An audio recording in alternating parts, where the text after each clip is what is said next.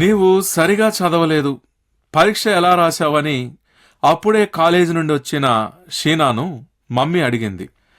నా స్నేహితురాలు మాల బాగా చదివొచ్చింది.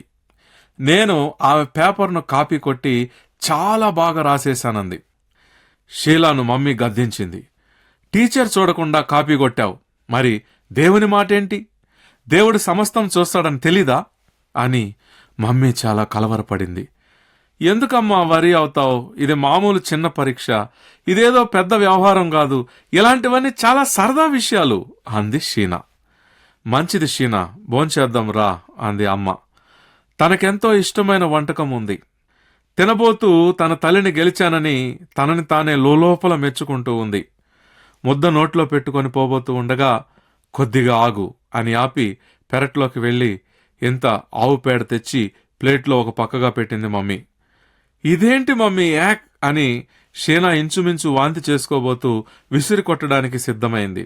అలా కాదు షీనా, నువ్వు కొంచెం కొంచెంగా మంచి పదార్థం తింటూ ఉండు, నేను కొంచెంగా పేడ తొలగిస్తానంది మమ్మీ. షీనాకు అర్థమైంది. అమ్మను క్షమాపణ అడిగింది. అమ్మా, ఇంకెప్పుడూ పరీక్షల్లో కాపీ కొట్టను, నన్ను క్షమించు అంది. మనలో ఎంతమందిమి చిన్న చిన్న పాపాలను కలిగి ఉన్నాము?